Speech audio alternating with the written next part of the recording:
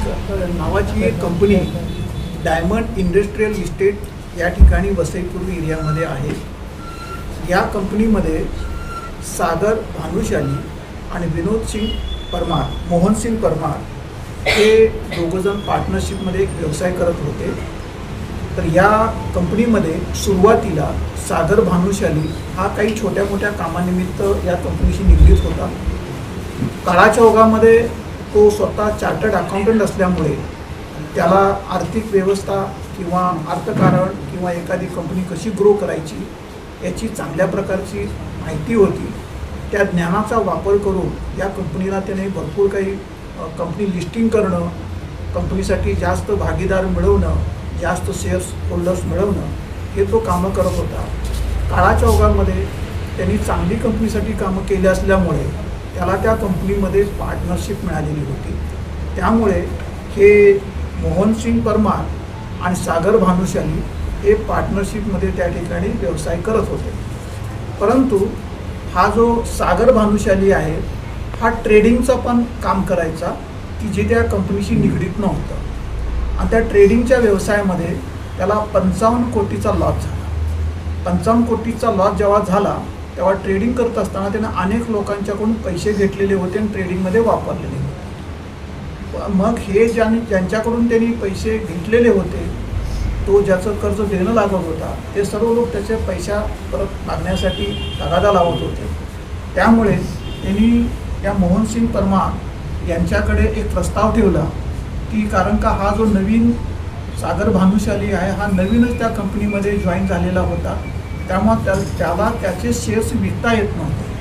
म्हणून त्यांनी मोहन सिंग परमारना सांगितलं की तुम्ही तुमच्या नावाचे शेअर्स विकले, हे जे पैसे येतील परत 6 महिन्यानंतर जेव्हा मी शेअर्स विकणार तेव्हा तुमचे व्याजासहित पैसे परत करतो. या अटीवरती त्यांनी कंपनीसाठी चांगलं काम केलं असल्यामुळे कंपनी ग्रो करण्यासाठी मोहन सिंगनी त्याच्या बोलण्यावरती विश्वास ठेवला आणि त्याला स्वतःचे शेअर्स विकून 32 कोटी मिळवून दिले.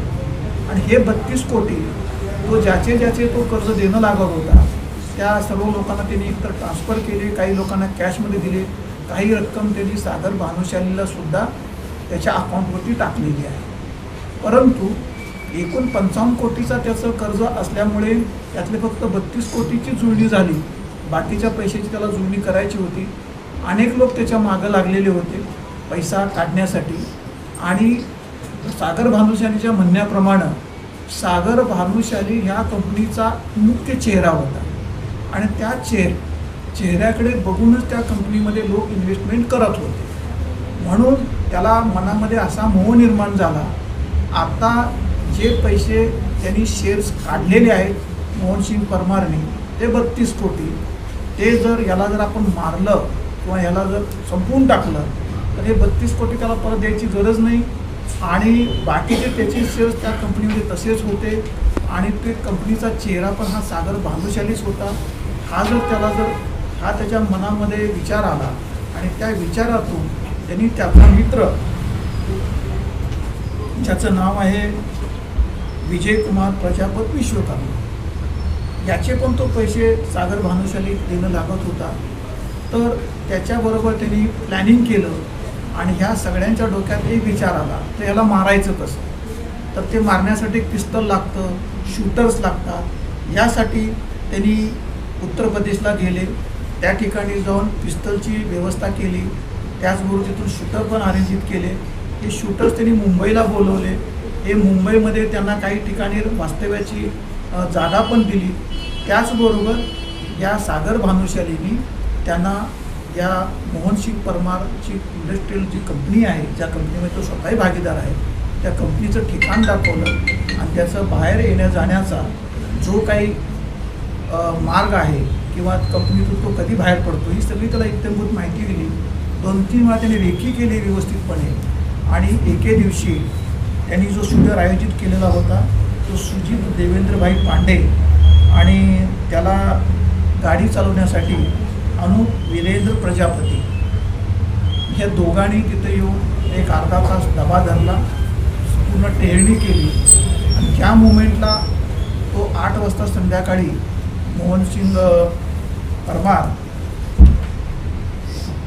तो आपल्या गाडीकडे आला, कंपनीतून बाहेर पडला. त्याच वेळेला या सुजित पांडेंनी त्यांना हाक मारली, अगदी जवळून हाक मारली. आणि जशी हाक मारली तसं त्यांनी त्याच्याकडे बघितलं. लगेच तो त्याच्या जवळ गेला आणि त्याच्या छातीच्या जवळ जाऊन त्यांनी गोळी मारण्याचा प्रयत्न केला. एकंदरीत तेव्हा जी काही हालचाल झाली तेव्हा ती गोळी छातीला बसली नाही, ती छातीच्या बाजूला बसली. परंतु दुसरी तो गोळी जेव्हा मारू लागला तेव्हा पिस्टल ब्लॉक झालं. मग त्यांनी खाली पडलेल्या मोहन सिंगच्या डोक्यामध्ये पिस्टलच्या बटनी जोरदार हल्ले केले, जेणेकरून त्याचे तिथंसुद्धा फ्रंट म्हणजे जे कपाळ आहे त्या कपाळावरती सुद्धा जखमा चांगल्या स्वरूपाच्या झालेल्या आहेत की जेणेकरून तो जिवंतच राहू नये. परंतु ही जी गोळी आहे ती गोळी आरपार शरीरातून बाहेर पडलेली नव्हती. त्याचं शरीर जरा एकदमच जाडजूड असल्यामुळे ती गोळी शरीरामध्ये पास करत करत ती त्याच्या त्या स्पाईनपर्यंत पोचली, मणक्यापर्यंत पोचली आणि तिथंच ती थांबली. त्यामुळे उपचार हे रिद्धी विनायक म्हणून जे हॉस्पिटल आहे नालासोपारा, तिथल्या डॉक्टरांनी खूप चांगलं काम केलं आणि आज तो माणूस सुस्थितीत आहे. सगळी शस्त्रक्रिया वगैरे संपलेली आहे. आणि याच्यामध्ये सामील असणारे जे काही आरोपी आहेत याचा शोध घेण्यासाठी पोलिसांनी 11 पथकं तयार केलेली होती. प्रत्येक पथकाला वेगवेगळ्या प्रकारचं काम दिलेलं होतं. एक पथक CCTVचं सर्वेलन्सचं काम बघत होतं, एक पथक मोबाईलचं विश्लेषण करण्याचं काम करत होतं, एक पथक मोटरसायकली किंवा काय याच्याबाबत काम करत होतं, एक पथक वेगवेगळ्या प्रकारचे जे आरोपी असतात अशा प्रकारचे गुन्हे केलेले त्यांच्यासाठी कार्यरत करत होतं. आणि एक पथक जे काही इलेक्ट्रॉनिक डिव्हायसेस आपण जप्त करतो त्यामध्ये मोबाईल फोन असतील किंवा इतर काही इलेक्ट्रॉनिक डिव्हाइस असतील त्या महाराष्ट्र सायबर एक डिपार्टमेंट आहे की या ठिकाणी सर्व प्रकारचे अत्याधुनिक टूल्स आहेत. या टूलचा वापर करून आपल्याला एखाद्या इलेक्ट्रॉनिक डिव्हाइसमध्ये काय जी माहिती आहे ती सगळी मिळू शकते. आणि आम्हाला ते डिव्हाइस तिथे मिळालं, त्याचं तांत्रिक विश्लेषण केल्यानंतर आमच्या असं लक्षात आलं की याच्यामधले जे मुख्य जे सूत्रधार किंवा ज्यांनी शूट केलेले आहे किंवा ज्यांनी कट केलेलं आहे हे सर्व 2 जे आरोपी आहेत त्यातला जो मेन शूटर जो आहे तो हा UPचा आहे आणि तो बलियाचा राहणार आहे. त्याचं नाव आहे सुजित देवेंद्रभाई पांडे. त्याला इथल्या STFच्या मदतीनं आमची टीम पाठवून आपण त्याला अटक केलेली आहे. त्याच्याबरोबर दुसरा एक UPमध्येच राहणारा माणूस आहे की ज्यांनी पिस्टल उपलब्ध करून देण्यासाठी प्रयत्न केलेले होते. त्याचं नाव आहे मनोज मुलचंद ढडेरा. यालासुद्धा आजमगडमधून अटक केलेली आहे. याच्यामध्ये UP पोलिसांची जी STFची टीम आहे त्यांनीसुद्धा महाराष्ट्र पोलिसांना, मीरा भाईंदर पोलिसांना, वसई पोलिसांना खूप चांगल्या प्रकारे मदत केलेली आहे. त्याबद्दल त्यांचेही आम्ही आभार मानतो आहे. आणि अशा प्रकारे या गुन्ह्यातील 6 आरोपी आम्ही आत्तापर्यंत अटक केलेले आहेत.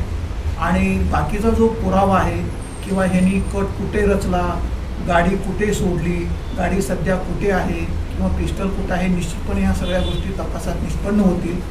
सध्या महत्त्वाचा जो आरोपी मिळणं गरजेचं होतं ते सर्व आरोपी आता आमच्या कस्टडीमध्ये आहेत. या आरोपींची समोरासमोर चौकशी करून त्याचबरोबर तांत्रिक विश्लेषणाच्या आधारे जी माहिती आमच्या पुढे आलेली आहे त्याचा अभ्यास करून निश्चितपणे या आरोपींच्यावरती काळाच्या ओघामध्ये किंवा आणखी जर कोण आरोपी ह्यात निष्पन्न होत असतील तर त्यांच्यावरती सुद्धा आम्ही कारवाई करणार आहोत. आणि अशा प्रकारे या गुन्ह्याचा छडा पूर्णपणे लागलेला. सर, ही जी सुपारी कोणाला दिली होती, काय म्हणजे त्यांचं बॅकग्राऊंड काय आहे ज्यांना सुपारी दिली होती? ज्याला नाही सुपारी गँगशी वगैरे संबंधित सागर भानुशालीनेच ही सगळी योजना या विजयकुमार विश्वकर्माच्या पुढे मांडलेली होती. आणि ह्या विजयकुमारने हा प्लॅन सगळा तयार केला ह्या दोघांनी मिळून. आणि त्याच्यानंतर हे UP त्याला काही जे नॉलेज असेल, कारण का ह्यातला जो मनोज मुलचंद ठडेरा म्हणून नावाचा जो व्यक्ती आहे तो UPचा आहे. आणि त्याला तिथल्या स्थानिक लोकांची माहिती असल्यामुळे ते UPला गेले आणि तिथून जाऊन पिस्टल पण आणायचं आणि तिथून शार्प शूटर्स पण आणायचे ही योजना आखली. आणि त्याप्रमाणे 35 ते 40 लाखाचा सौदा त्यांनी केला ह्याच्या किलिंगसाठी. आणि त्यातली 5 लाख रक्कम मी सुरुवातीला त्यांनी देऊन टाकलेली होती. सर, टिल डेटपर्यंत काय काय रिकव्हरी केलं आहे त्याच्यामध्ये? ते टिल डेटमध्ये काही लोकांचे मोबाईल फोन्स आमच्याकडे आलेले आहेत. आणि त्याच्यानंतर बाकीचा काही बराचसा डेटा आम्ही कलेक्ट केलेला आहे. त्याचबरोबर वेगवेगळ्या संबंधित लोकांचे आम्ही जे काही विचारपूस करून आपले स्टेटमेंट रेकॉर्ड केलेले आहे आणि त्याच्या आधारावरतीच आम्हाला हा पुढचा क्लीव मिळाला. सर, यामध्ये अजूनही काही आरोपी आहे का? अजून आता आपण सांगू शकत नाही, परंतु सध्या ज्यांनी प्रत्यक्ष अप्रत्यक्ष या गुन्ह्यामध्ये सहभाग नोंदवलेला आहे या सर्व लोकांना अटक केलेली आहे. परंतु त्याच्यानंतर हा तपास जसा जसा पुढं जाईल तसं तसं आणखी पण ह्याच्यामध्ये कोण आरोपी आहेत का याच्याबद्दल सुद्धा तपास केला जाईल.